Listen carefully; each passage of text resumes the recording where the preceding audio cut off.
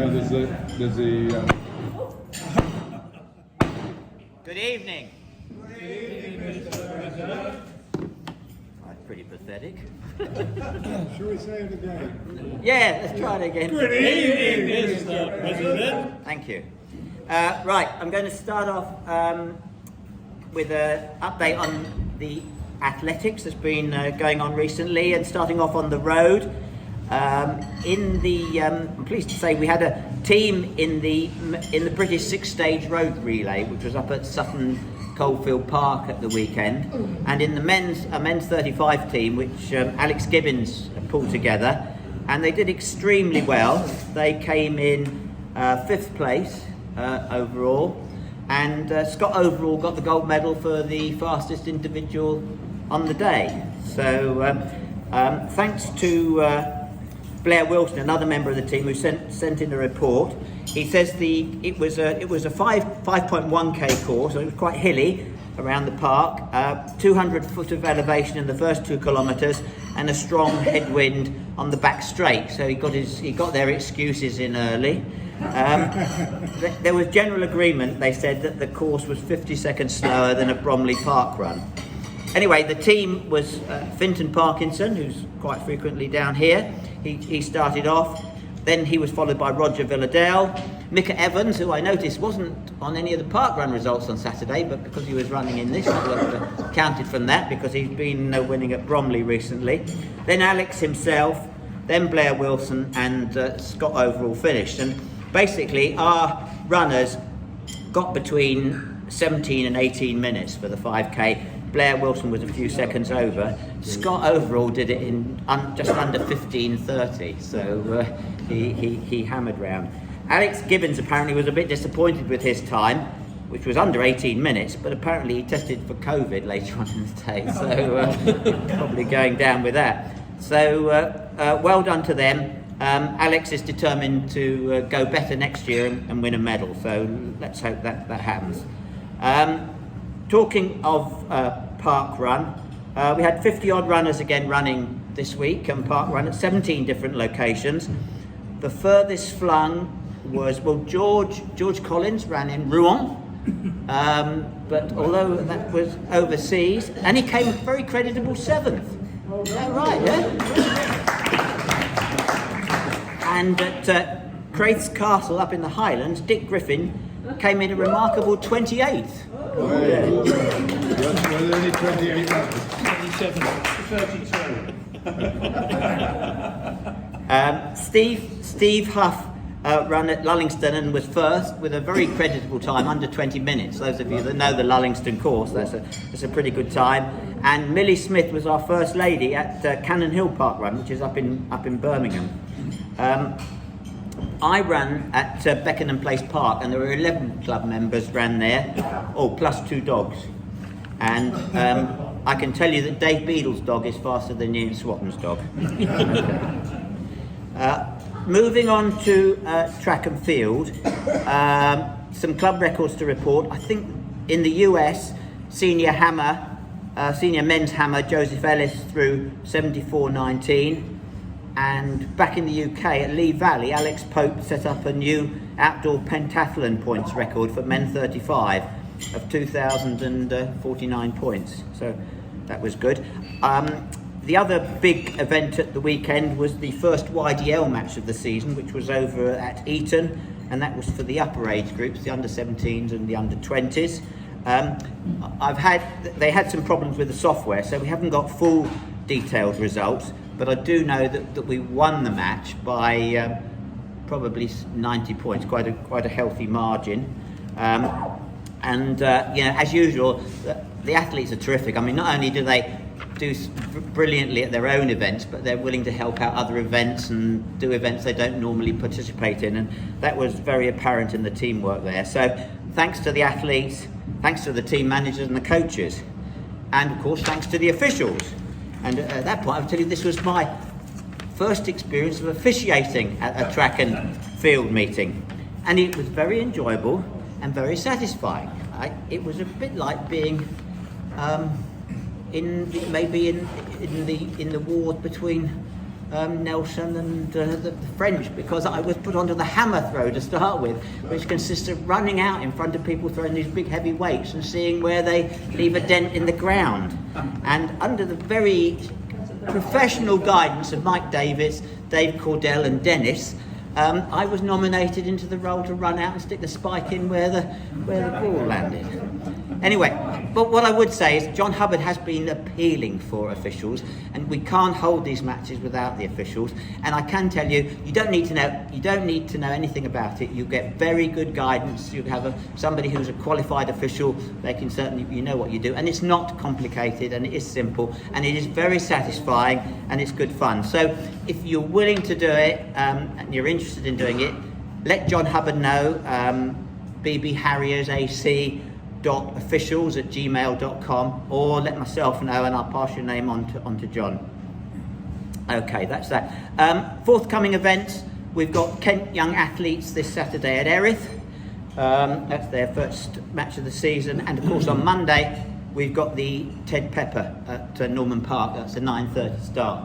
Steve Pearman's not here, isn't he? But I think he's probably okay for marshals. But if you are available to marshal, you can always do with extra hands, so please let him know.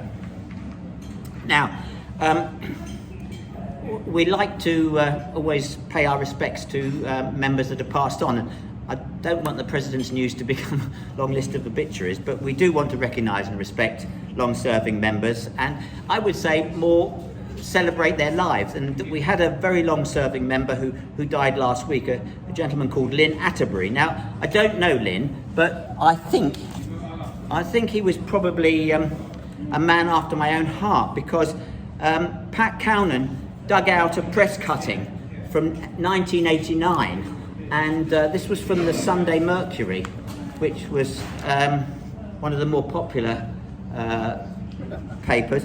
But Lynn was written about there because he turned up in his job as a postman in shorts and was sent home, and you know, he wasn't very pleased about that and obviously made a bit of a fuss, and then senior post office management picked this up and said actually they didn't think it was too bad an idea that postmen should wear shorts. So he was a bit of a pathfinder in that respect. So Lynn died last week, unfortunately. He'd been a member since 1963. He was living in Poland at the time, and that's where the funeral is. So we remember a gentleman who obviously was a bit of a pathfinder.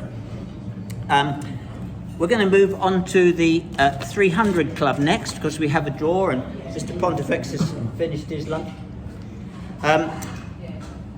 Interestingly enough, I was looking at the Courier, the April Courier, which Pat Cownan put out recently, and there's a little article in there that points out that 50 years ago, in March 1972, was the first draw, the first 6-monthly bumper draw of what was then the 200 Club. Eligibility for the prize was limited to the 66 members who'd been in it from the start, and there was considerable commotion and embarrassment when Mrs. George Brooks picked the winning number, 20, none other than Chris Haynes, one of the joint promoters, which explains why Mr. Pontifex's numbers come up all too frequently. So I'm going to pass over to Mr. Pontifex as our draw master, and Mr. Peel as our people person for the draw. Okay. Before I do the draw, I've got one spare number, and if anybody'd like to give me 3 months worth, which is only £6, I'll put their name in tonight. Any volunteers? I will. Sheila Griffin. 201. Sheila Griffin, 201. Right.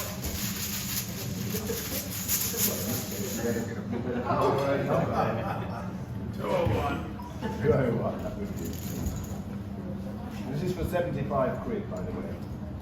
273. Sorry. 273.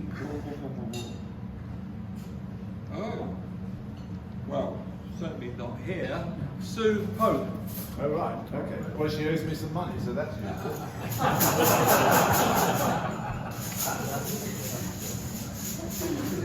Now, what about you, sir?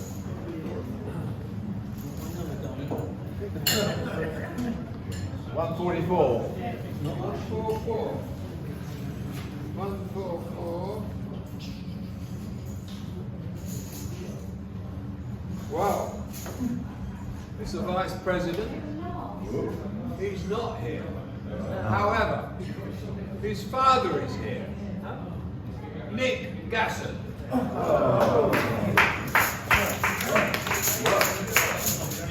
Very good. Okay, we need another. So, would you like to? No, okay. Lady London, right? 157. That's for 25 quid. 157. Well, unfortunately, he's certainly not here because he died Yeah. a couple of years ago now. But it goes to John Fennings. John Fennings. All right. Well, when I spoke to his wife Linda, I think it was a few months ago when he won it before, and he said, "Please buy everyone a drink at the club." That's what John would have wanted. Exactly, he was. So anyway, thank you very much indeed. And Right, so before we close down, Tony, one of the reasons I ran at the Beckenham Place Park run was because you selected it because it was your 79th birthday last Saturday. So I think we should probably all give a rendition of Happy Birthday to Tony. Happy birthday to you. Happy birthday to you. Happy birthday, dear Tony. Happy birthday to you.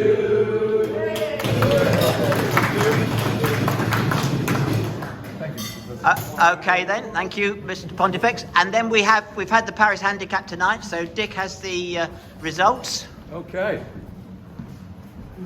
Well, as you know, the Paris Handicap has been, we haven't held it since September 2019 for obvious reasons, so it was great tonight to get it going again, and 12 of you supported it, so thanks a lot. And on the night in the handicap, Barry Weatherald managed to hold off Darren Cornell by 1 second, and I think if we hadn't moved the finish line by 10 yards, Darren, you would have won, so we apologise for that, but we had to move it for safety reasons.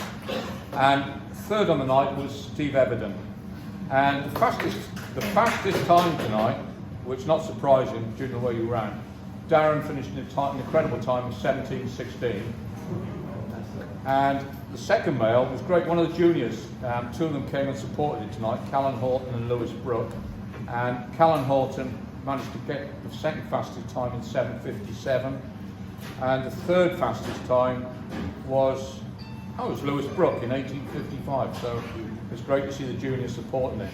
And on the ladies' side, the fastest lady was Zoe Kingsmill, second lady was Faye Scott, and third lady was Maz Turner. So thank you very much. The next one, I think, is the last Wednesday in May, and we've promised a big turnout then because all the juniors are turning up to run it.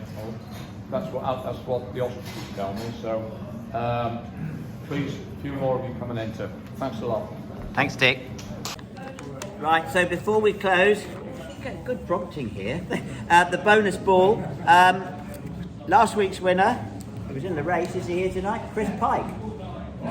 He's in the corner. Is it here, Chris?